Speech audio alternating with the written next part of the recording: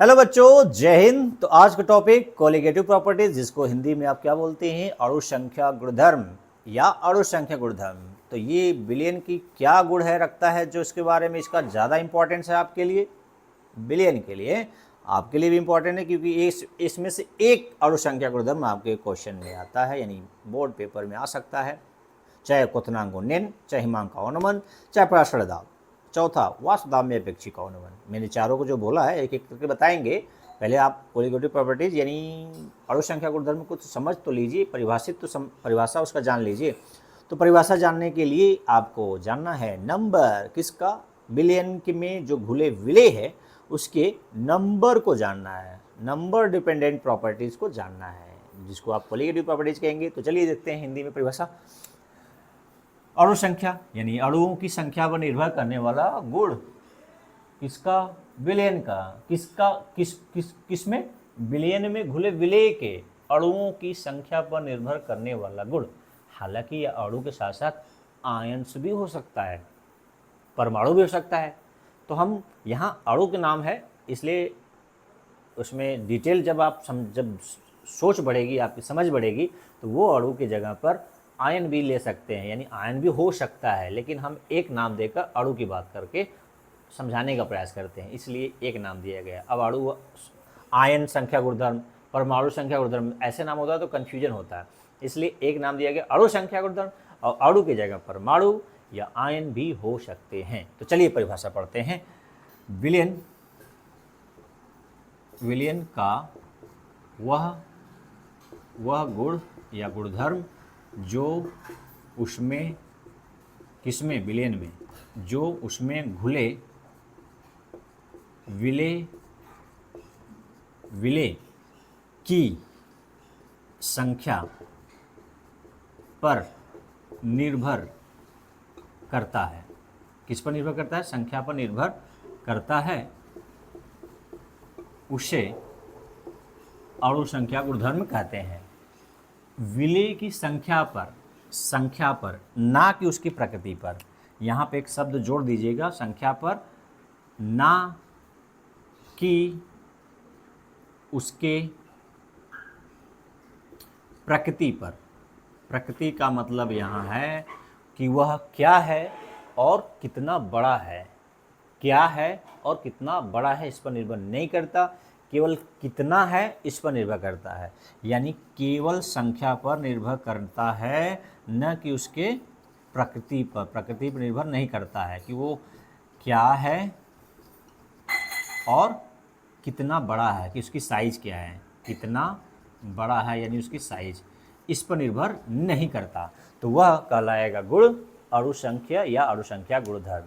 परिभाषा क्लियर है, note down कर सकते हैं। बिलियन का वह गुण जो उसमें घुले विलेय की संख्या पर, ना कि उसके प्रकृति पर निर्भर करता है, उसे अणु संख्या या अणु संख्या गुणधर्म कहते हैं। स्क्रीनशॉट लेकर आप इसको लिख लीजिए, किताबों में अच्छे से लिखा हुआ है, उसको दोहरा लीजिए। अब इसके 4 प्रकार हैं, उसको हम एक एक करके पढ़ेंगे, और उसमें जो एक अणु संख्या गुणधर्म के मोलर द्रव्यमान और अणु संख्या गुणधर्म में संबंध भी देखेंगे। तो चलिए पहला पढ़ते हैं। पहले चारों को प्रकार का नाम जान लेते हैं, फिर एक को किसी को डिटेल में पढ़ेंगे। किस तरह पढ़ेंगे, डिटेल में पढ़ेंगे। तो चलिए स्टार्ट करते हैं। पहला प्रकार, फिर उसका डिटेल, ठीक है। तो पहला हम पढ़ेंगे इसके वाष्प दाब में आपेक्षिक अवनमन। कैसा अवनमन, आपेक्षिक अवनमन का मतलब आप समझ चुके होंगे। जब राउल्ट लॉ हम बता रहे थे, राउल्ट का नियम, तो उसमें ये टर्म आया था, और उसी को हमने राउल्ट लॉ को ठोस द्रव के लिए बताया था कि ये ठीक राउल्ट लॉ ठोस द्रव बिलियन के लिए। याद नहीं होगा तो आप देखिएगा राउल्ट का नियम ठोस द्रव बिलियन के लिए और द्रव बिलियन के लिए। तो ये जब ठोस द्रव बिलियन बताया था तो ये शब्द आया था, और हमने इसको कहा था कि ये अणु संख्या गुणधर्म के जैसा है, या अणु संख्या गुणधर्म ही है, ठीक है। अपेक्षिक अवनमन, जिसको कैसे दिखाते हैं, P0 minus PS upon P0। हमने वहाँ P1 P2 के टर्म लिया हुआ, यहाँ पर हमने एक का टर्म लिया है P0, जो अवयव का शुद्ध रूप में वाष्पदाब है, अवयव का बिलियन में वाष्पदाब है, शुद्ध रूप में वाष्पदाब, ठीक है। ये वाष्पदाब में अपेक्षिक अवनमन इंग्लिश के टर्म में जान लीजिए, relative lowering in vapour pressure, ठीक है ना, vapour pressure, relative lowering in vapour pressure क्या होता है, क्या एक अणुसंख्या गुणधर्म है, इसको सिद्ध करेंगे और ये और विलेय के मोलर द्रव्यमान के बीच संबंध भी स्थापित करेंगे, ठीक है ना। चलिए, तो दूसरा है क्वथनांक में उन्नयन, क्वथनांक में उन्नयन, उन्नयन का मतलब वृद्धि, अच्छा अवनमन का मतलब होता है कमी, अवनमन का मतलब कम हो जाना, और उन्नयन का मतलब वृद्धि हो जाना, बढ़ जाना। तो क्वथनांक में उन्नयन, वृद्धि होना, इसको दिखाएंगे डेल्टा टीबी से, ठीक है, सिंबल है डेल्टा टीबी। तीसरा है हिमांक में अवनमन, तीसरा क्या है, हिमांक में अवनमन, depression in freezing point, English लिख लीजिए इसका, इंग्लिश इसका क्या है, क्वथनांक में उन्नयन का एलिवेशन इन बॉइलिंग पॉइंट, इसका है हिमांक में अवनमन का डिप्रेस मतलब क्या होता है, कम ही हो जाना, डिप्रेशन, ठीक है, डिप्रेशन इन फ्रीजिंग पॉइंट, ठीक है, इसको दिखाते हैं डेल्टा टी एफ। डेल्टा मतलब डेल्टा यहाँ शब्द है परिवर्तन के लिए, टी फॉर टेम्परेचर के लिए, एफ फॉर फ्रीजिंग के लिए। यहाँ पर डेल्टा मतलब चेंज टेम्परेचर, बॉइलिंग टेम्परेचर में चेंज होना, फ्रीजिंग टेम्परेचर में चेंज होना। चौथा है पराशर दाब, कौन सा है, पराशर नहीं, पराशर दाब किससे दिखाते हैं, पी या पाई से दिखाते हैं। तो ये 4 प्रकार के अणुसंख्या गुणधर्म है जिसको बारी बारी से, और इनके मोलर द्रव्यमान और अणुसंख्या गुणधर्म में क्या संबंध है एक एक करके जानेंगे, लेकिन आज एक अणुसंख्या गुणधर्म को पकड़ेंगे और डिटेल जाएंगे, ठीक है। तो किसको पकड़ लें, पहले वाले को पकड़ लेते हैं, क्योंकि इसको हम राउल्ट के नियम में बता चुके हैं, तो जल्दी हो जाएगा। तो चलिए स्टार्ट करते हैं। वाष्प दाब में अपेक्षिक अवनमन एक अणुसंख्या गुणधर्म में सिद्ध करेंगे, फिर इसका जो विलेय है उसके मोलर द्रव्यमान के बीच संबंध भी स्थापित करके सीखेंगे कि कैसे हम मोलर द्रव्यमान कैलकुलेट कर सकते हैं, किसका मोलर विलेय का किस में घुला है, विलयन में घुला है, ठीक है। तो चलिए पहला पढ़ते हैं, ये 4 हम लोग को पढ़ना है 1 बाय 1। तो relative lowering in vapour pressure, तो आप जब ठोस द्रव विलयन के लिए राउल्ट का नियम देख रहे थे, तो फिर से मैं याद दिला दूं कि विलयन है, सॉरी विलायक केवल ले लीजिए, विलयन मत लीजिए, पहले ले लीजिए पानी, इसको ढकिए, गरम करिए, गरम करेंगे भाप बनेगा, यानी वाष्प बनेगा, वेपर बनेगा।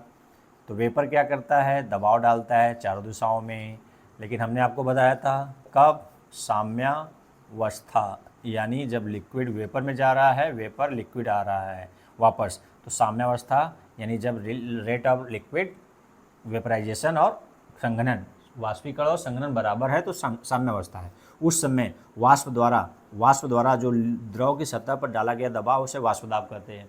तो शुद्ध पानी है तो इसका वाष्प दाब हम क्या ले रहे हैं, P0, शुद्ध पानी का वाष्प दाब, यहाँ केवल पानी है उसका वाष्प दाब को हम P से दिखा रहे हैं, और शुद्ध रूप में है तो P0 से।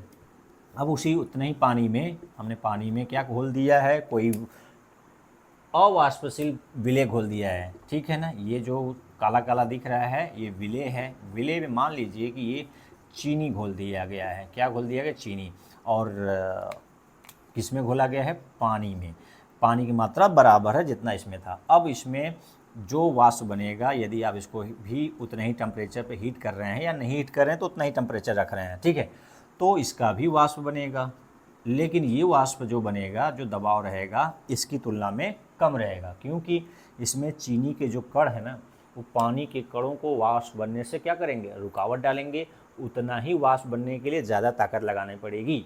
फिर से समझ लीजिए कि जो चीनी के कण हैं पानी को ऊपर जाने से क्या करते हैं, वाष्प बनने से क्या करते हैं, रोकेंगे। तो इसका वाष्प का जो दबाव रहेगा ये विलयन है, तो विलयन के लिए हम क्या, विलयन का इंग्लिश क्या होता है, सोल्यूशन के लिए यस लिख दे रहे हैं, ठीक है ना, PS, विलयन में विलायक का वाष्प दाब PS से डिनोट कर रहे हैं, ठीक है।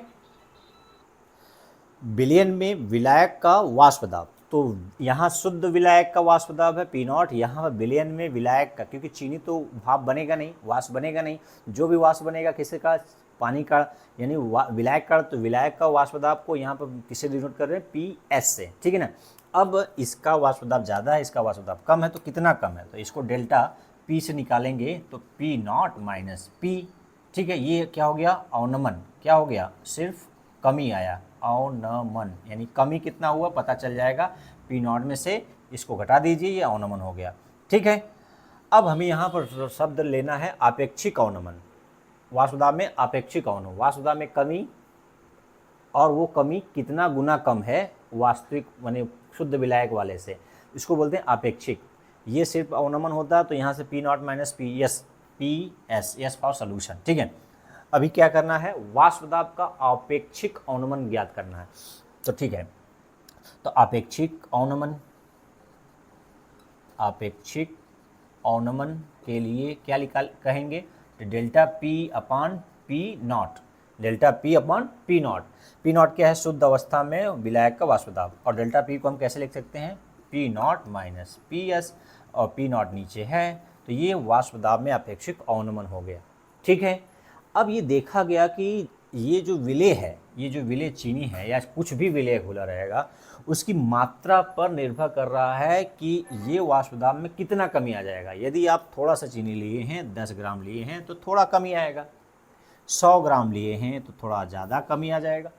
यदि आप मान लीजिए 1 लीटर में 250 ग्राम, आधा 250 ग्राम या 500 ग्राम तक चीनी घोल देंगे तो क्या होगा बताइए, वाष्प दाब में और ज़्यादा कमी आ जाएगी। तो किस पर निर्भर कर रहा है कि कितना अमाउंट प्रेजेंट है सोल्यूशन में, सॉल्यूट के विलेय की कितना मात्रा है, मात्रा का मतलब भार से या नंबर से, तो नंबर डिपेंडेंट प्रॉपर्टीज़ है, तो ज़्यादा नंबर रहेगा तो ज़्यादा वाष्प दाब में कमी आएगी। तो सीधा सीधा मतलब क्या है कि वह गुण जो नंबर पर डिपेंड कर रहा है वो कोलिगेटिव प्रॉपर्टीज़ है, तो ज़्यादा मात्रा, ज़्यादा नंबर, ज़्यादा वाष्प दाब में कमी, तो ज़्यादा अपेक्षिक वाष्प दाब में कमी।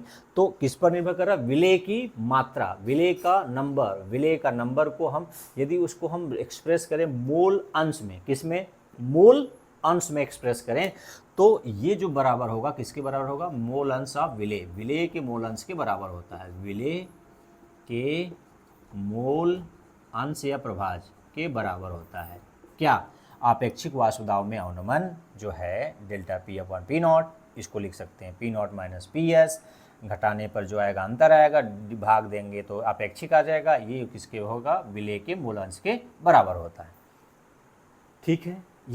ये सिद्ध हो गया कि ये अणु संख्या गुणधर्म है। अब इसको थोड़ा सा ओपन कर लेते हैं, यानी गणितीय रूप से हम इसको मोलर द्रव्यमान तक पहुँचें, विलेय के मोलर द्रव्यमान तक पहुँचें, इसको खोलते हुए, तो खोलते हैं और देखते हैं कि मोलर द्रव्यमान और वाष्प दाब में आपेक्षिक अवनमन में क्या संबंध है। तो ये वाला टर्म को हम आगे लेकर आगे बढ़ते हैं, सबको मिटाते हैं, नोट करना चाहिए तो नोट कर लीजिए, ठीक है, स्क्रीनशॉट ले लीजिए, हम मिटा रहे हैं, आगे बात कर रहे हैं,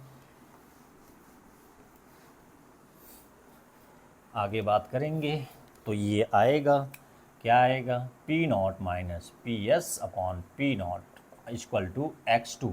तो x2 क्या है, मोल अंश है। अब मोल अंश जानते ही हैं, मोल अंश किसी का निकालते हैं तो मोलों की संख्या बटे कुल मोलों की संख्या। तो मान लीजिए ये अवयव 2 है तो यहाँ 2 है, यहाँ 1 + 2 होगा, यानी कंपोनेंट एक तो होगा ही होगा। तो पानी के लिए मान लीजिए 1 है और विलेय चीनी जो है उसके लिए 2 है। तो सपोज दैट x1 होता तो क्या लिखते हैं, n1 अपान n1 + n2, नीचे क्या लिखते हैं, टोटल मोल्स लिखते हैं, टोटल मोल्स, और ऊपर जिसका निकालना हो। मोल अंश क्या होता है, मोलों की संख्या बटे कुल मोलों की संख्या। तो x2 दूसरे अवयव को निकालना है तो दूसरे अवयव का मोल बटे कुल मोल, n1 + n2। किसी दूसरे पहले अवयव को निकालना है तो पहले के मोलों की संख्या बटे कुल मोलों की संख्या। कुल मोलों में हमेशा n1 n2 n3 जितने भी अवयव रहेंगे सबके मोल की संख्या को जोड़ेंगे। अब यहाँ पे x2 को खोल दीजिए, कैसे खोल सकते हैं, n1 n2 अपान n1 + n2, ठीक है। n2 क्या है, विलेय के मोल है, क्या है, n2 क्या है, विलेय के मोल है, n1 क्या है, विलायक के मोल है, के मोलों की संख्या है, मोलों की संख्या, मोलों की संख्या। ठीक है, अब इसको फिर मोल बराबर आप जानते हैं कि मोल कैसे निकालते हैं। मोल बराबर होता है गिवन वेट भार बटे अणु द्रव्यमान, मोलर मास। इंग्लिश में लिख दिया, हिंदी में बता दे रहे हैं। मोल बराबर होता है भार बटे मोलर द्रव्यमान। क्या होता है? मोलर द्रव्यमान। ठीक है, ये मोल बराबर होता है। मोल बराबर, तो मोल को किससे डिनोट करते हैं? एन से, भार को डब्ल्यू से, मोलर द्रव्यमान को मान लीजिए आप एम बी से डिनोट कर रहे हैं या कैपिटल डब्ल्यू से डिनोट कर सकते हैं। हम यहाँ एम बी से डिनोट करेंगे मोलर द्रव्यमान को। ठीक है, तो यहाँ एन डब्ल्यू स्मॉल है, एम बी है। ठीक है, मोलर द्रव्यमान तो जिसका निकालना है उसके लिए हम, चलिए दो कंपोनेंट है तो हम बी और ए को इस्तेमाल करके हम एम सीधे इस्तेमाल करें, क्योंकि हम मोलरिटी टर्म नहीं है इसलिए कन्फ्यूजन नहीं होगा आपको कि मोलरिटी में भी कैपिटल एन और मोलर मास में भी कैपिटल एम। तो यहाँ पर जब दो साथ मोलरिटी और मोलर मास एक साथ होता है तो हम उसके लिए मोलर मास को बदल देते हैं सिंबल से। यहाँ पर कुछ ऐसा सिस्टम नहीं है मोलरिटी का, इसलिए हम सीधे एम ले रहे हैं। ठीक है ना। अब हमने स्पेशलाइज कर देना है इसको कि एन क्या है, डब्ल्यू क्या है, यम क्या है। एन मोल है, डब्ल्यू वेट है, यम क्या है, मोलर मास है। तो दो अवयव के लिए निकालना है। ठीक है, अब यहाँ थोड़ा सा हमें कंसीडर करना पड़ेगा, मानना पड़ेगा। क्या मानना पड़ेगा? कि जो विलय की मात्रा है विलयन में वो इतना कम है, यानी अति तनु है, तनु ही नहीं अति तनु, मतलब वेरी वेरी डाइल्यूट है।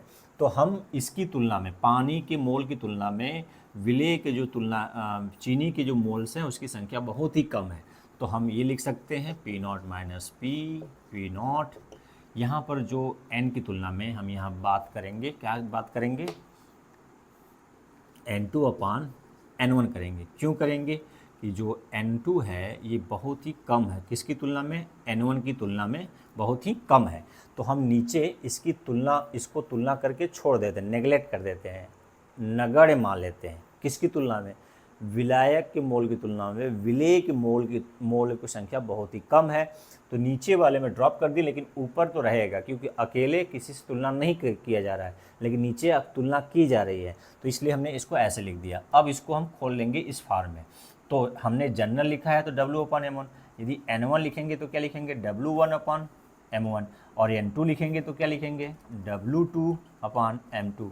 मतलब नंबर दे देंगे तो वही सबके नंबर हो जाएगा। विलायक के लिए हो जाएगा, विलय के लिए हो जाएगा 2 2 1 1। तो यहाँ पर खोल दीजिए P naught minus P S upon P not. N2 के बराबर क्या लिख सकते हैं? W2 अपान M2 अपान मेन अपान ये वाला है, फिर क्या है? W1 अपान M1। इसको थोड़ा गुणे के रूप में बता दीजिए अच्छे से, तो कर सकते हैं क्या? W2 अपान M2 गुणे M1 अपान W1।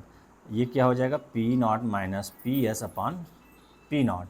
ये आ गया, क्या आ गया? ऐसा संबंध आ गया जहाँ पर कौन क्या चीज़ है? W2 क्या है? विलेय का भार है, विलेय का भार है किसमें? ग्राम में। W1 क्या है? विलायक का भार, विलायक का भार किसमें? ग्राम में। M1 क्या है?